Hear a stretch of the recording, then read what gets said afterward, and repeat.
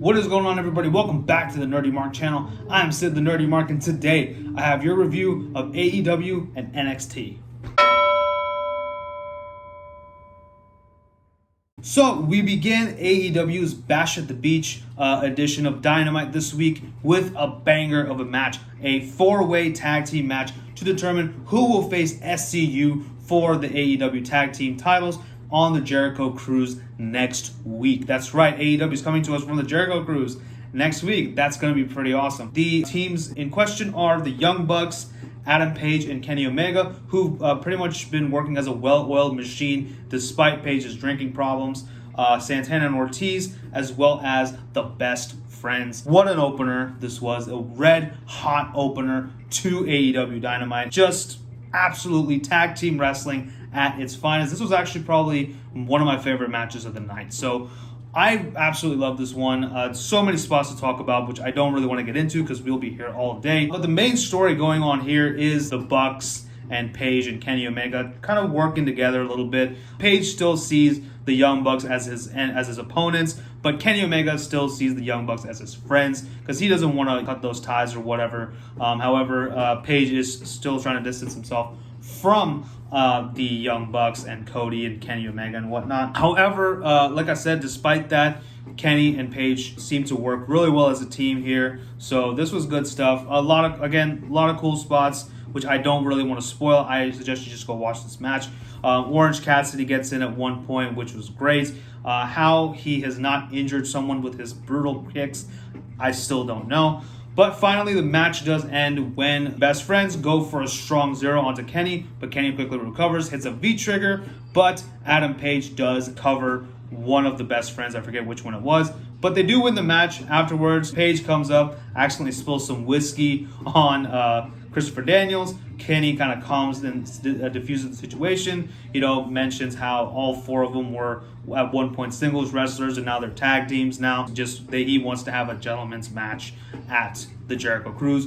That should be a good match. Really excited for next week for this match. And I am, of course, smelling an eventual Adam Page heel turn.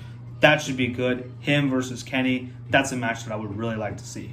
Up next, we do have Cody coming out into the ring, dressed up as almost like the bad guy, Scott Hall, minus the toothpick and whatnot. Just that whole Miami Vice kind of feel. I really liked his outfit in this. But anyway, Cody does come into the ring to address the stipulations placed by MJF if he wants Cody to have his match. Now to recap, MJF did say that he would have a match with Cody at AEW Revolution on February, but there are some stipulations. The first one being that he is not allowed to touch MJF. Cody isn't, that is, until AEW Revolution. The second of which is also that he will receive 10 lashes from MJF on live television. So that should be interesting. And the third is that he needs to have a cage match with Wardlow. So, obviously Cody recaps all those stipulations, calls him an old school heel, says that, his mother pampered him and got him on Rosie O'Donnell, and he found something that he was half decent at, which was pro wrestling. Long story short, Cody agrees to every single one of those stipulations. I'm just really looking forward to see how they're going to do the whole 10 lashes thing. I guess either they're going to do it, he's going to do it in the ring. I know that's going to be very uncomfortable to watch, but at the same time, that brings a lot more heat on MJF, which is exactly what we need, and it's going to be that much more gratifying when Cody finally does beat him, because I do think Cody's going to win that match against MJF, so that should be cool. I'm actually really looking forward to this match as well at Revolution, so we'll see what happens in the upcoming weeks. Up next, we do have women's tag team action. Chris Statlander and Hikaru Shida taking on Mel and Brandy Rhodes. Now, it was originally supposed to be Mel and Awesome Kong, but Awesome Kong did get injured. How, I'm not sure, but speedy recovery to her. Before the match started, Chris Statlander got into the ring, but Hikaru Shida was blocked by Dr. Luther. Hikaru Shida does beat the shit out of him with a kendo stick. That was awesome. I liked it. But I really didn't care about this match. I'm still not understanding what the Nightmare Collective is all about.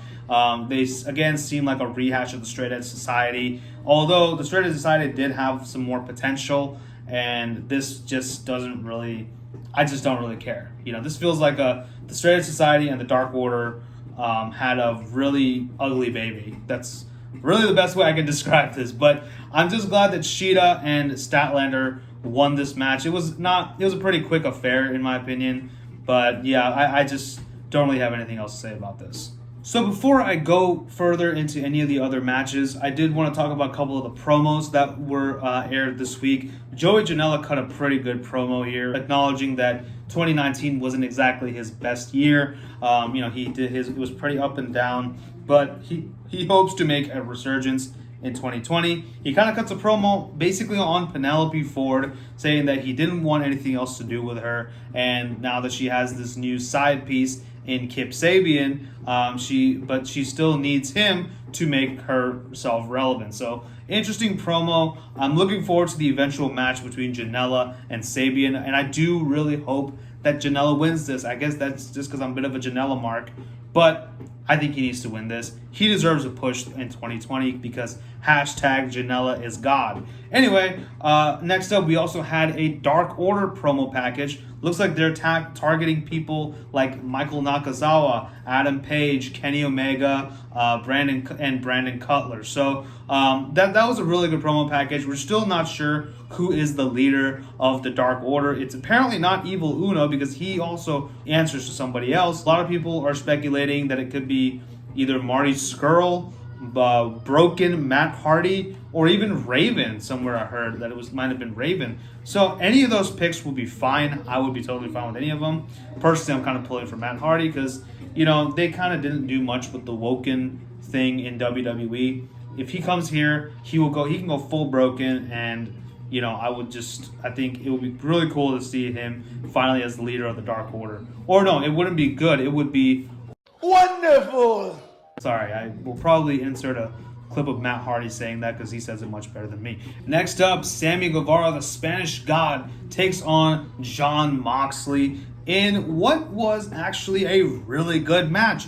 Jon Moxley did come out in the Ford GT that Jericho gave to him. That was pretty awesome. I like that. And it also fits in really well with the Miami, Florida kind of setting and the beach setting, also with the really hot lifeguard there. Call me. I honestly expected it to be a bit of a squash, but no, it was, I would dare I say it was a clinic.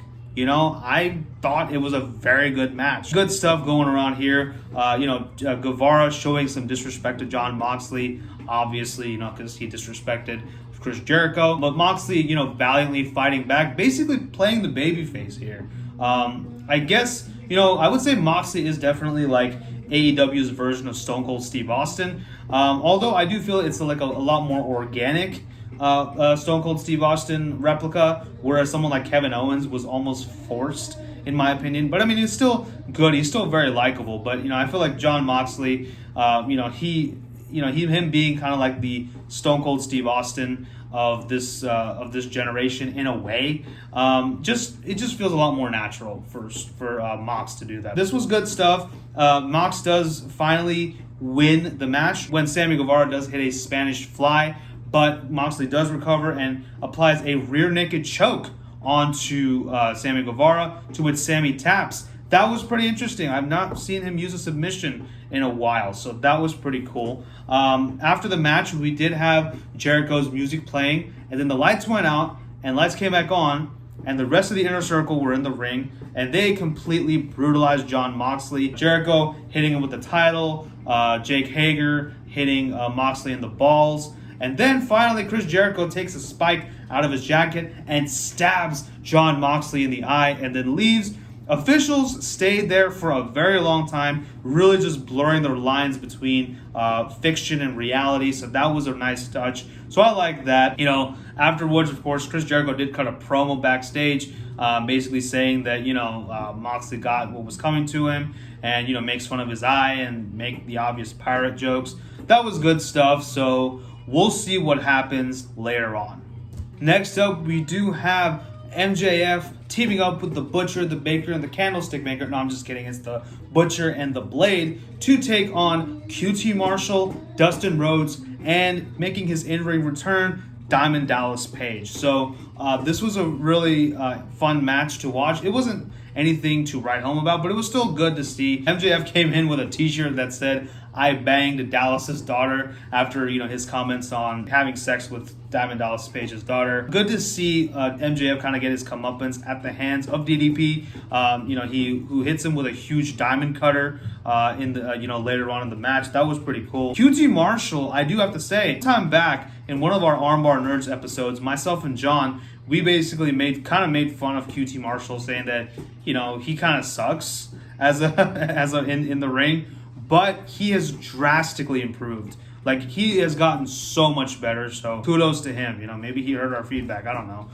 But yeah, Dustin, great as always. Butcher and the Blade. Now, they're not too bad. I don't really care much for them, though. MJF obviously continues to be a great heel. I don't need to say anything about him. Finally the match does end when it looks like it's going to be the baby faces for the win. But QT Marshall does get surprisingly rolled up by MJF for the win. So we have MJF looking strong, but DDP finally does give MJF his just desserts by hitting him with that diamond cutter, which still looked pretty sweet. DDP is still pretty good in the ring. I mean, he's definitely old, but he still looks pretty good. He's still in great shape. So I mean, definitely one-off matches like this are fine, and I'm glad that he did put over MJF. So that was good stuff. But let's move on to our next match. With Jon Moxley's status in question, this main event, Pac versus Darby Allin, more or less becomes like a #1 contendership match for Chris Jericho's AEW heavyweight title, probably happening at Revolution. So this was an absolute banger of a match. Like, just go watch this match. Do yourself a favor and go watch this match after you watch this video. And yeah, it was great. So amazing spots by both men. Just a lot of, both of these guys are high flyers, so there's going to be a lot of flippy shit going on here, much to the umbrage of one Baron Corbin as he took out his displeasure with the match on Twitter, because everybody knows that this is not wrestling. Pouring dog food on Roman Reigns is. This was fantastic, as I mentioned. A lot of good back and forth between both of these men. We had a huge coffin drop to the outside onto Darby Allin. That looked painful. I really wish I took some notes on this match because I don't remember too much. I'm kind of reading off of what's going on, but I don't want to look at the screen and read everything. But yeah, it was good stuff. But the match did finally end when Pac hit a huge black arrow from the top rope on to Darby Allin to win. Afterwards, Tony Schiavone tries to get a word with Pac. He kind of tries to ask him about Moxley, who he does brush off because he basically says that Moxley isn't his concern anymore because he's one of his eyes is out. So, but he's trying to continue to cut a promo on Jericho. But we do have the broadcast cutting to backstage where we see Moxley being loaded into an ambulance. But he kind of just breaks out of the ambulance with a kind of a comical looking eye patch. He comes out and he finally confronts Pac. He says, "No, that's not happening. Next week, you and I, we're going to have a match on the Jericho Cruise. I don't care if I'm blind, if I'm half dead, or if I have one eye, it doesn't matter. I'm coming in there, we're having this match, and I'm kicking your ass." And I loved this ending to AEW Dynamite. So that was good stuff. Decent show overall. But now let's move on to NXT. NXT does begin with the limitless one, Keith Lee, the #1 contender for Roderick Strong's North American title. He cuts a really good promo, basically saying that the Undisputed Era have reached their limit, but of course he is limitless and he will beat Roderick Strong. Undisputed Era do come out, and Adam Cole basically reiterates what happened at TakeOver Blackpool 2, where the Era did ambush Imperium, and now they basically do the same thing to Keith Lee. Keith Lee is able to actually fight all of them off on his own, really showing that he's a powerhouse and he's just he's definitely a force to be reckoned with. Roderick Strong comes in with a chair, beats up on Keith Lee, puts Lee's leg or ankle onto the chair and stomps it in from the top rope, which looked absolutely painful. Tommaso Ciampa comes in to make the save. This is not the last we will see of either man tonight. And our first match on NXT this week is a tag team match. A really good showing for tag team matches this week between AEW and NXT. So really good stuff there. But anyway, this was a really good match. It was the Broserweights, Matt Riddle and Pete Dunne, taking on Mark Andrews and Flash Morgan Webster, aka the Human Dictionary, because that's literally what his name sounds like. It sounds like a dictionary. This was a really good match though, all joking aside. Fantastic match. I would say this was an early contender for match of the night for me. Just really loved it. Both Riddle and Dunn come with that hard-hitting style, mixed with some good aerial moves as well. Andrews and Webster again come back with some amazing offense of their own. Great stuff here. But finally, the match does end when the Broserweights do take the W. They do this by hitting a combination bitter end and final flash knee strike. That was pretty cool. I keep wanting to call it the V trigger, and that's thanks to Mauro Ranallo when he called it the V trigger. I think that at Takeover Phoenix, I believe, or was it Takeover 25? He called it the V trigger. But anyway, when Riddle faced off against Roderick Strong, But anyway, but it is the final flash knee strike, so that's the name of the move. But anyway, that's a good looking move. It looks like the Broserweights are moving on in the Dusty Rhodes Classic, and they will be taking on the winners of Alex Shelley and Kushida and versus the Grizzled Youngbloodz. So that should be really good. Daddy's home. That's right. Tommaso Ciampa makes his way into the ring next. This time he gets a promo on Adam Cole. Everybody wants a piece of the Undisputed Era. Why wouldn't they? Go figure, right? He basically says, kind of similar to his promo last week, where he said that Adam Cole took his life away from him and that he wants his life back and he wants Goldie back and he misses Goldie, which is, I think, a much better romance than Lana and Bobby Lashley. A good promo. I liked it. Undisputed Era come back once again, beat up on Tommaso Ciampa, but who makes the save this time? That's right, Johnny Gargano. He makes the save. He helps fight off the Era, even though it's a 4-on-2 effort. He's able to fight them off. And then we do have Bobby Fish in the center of the ring, Johnny Gargano on one end, Tommaso Ciampa on the other end. So they hit the DIY special, or whatever it's called. I think it's just called DIY. So yeah, that was cool. It was good to see that. Later on, we did have a backstage kind of a parking lot segment thing with Tommaso Ciampa and Johnny Gargano, because Trent Seven did put out a tweet saying that he wanted a match between DIY and Mustache Mountain. So it's pretty much made official, and Tommaso Ciampa's like, yeah, for old time's sake, let's do it. Undisputed Era do come out while they're being pushed back by security guards. Keith Lee comes in now to kind of make the save, but he's actually just going after Roddy. He throws off a lot of security guards at one point. He even throws one guy into a car, which breaks the whole windshield. So that was amazing. Again, another feat of strength by Keith Lee, who is legitimately pissed off, and Roderick Strong is going to die. So rest in peace. We now have the Grizzled Young Veterans taking on Kushida and Alex Shelley, who were a tag team in New Japan Pro Wrestling. They did hold the IWGP Junior Heavyweight titles at one point. I actually gotta respect NXT for actually acknowledging that Kushida was an IWGP Junior Heavyweight champion, and Shelley and Kushida were IWGP Junior Heavyweight Tag Champions. That's pretty cool that they're actually acknowledging the titles they held in New Japan. So, much respect to them. Pretty good match. Also, this is the last match of round one of the Dusty Classic.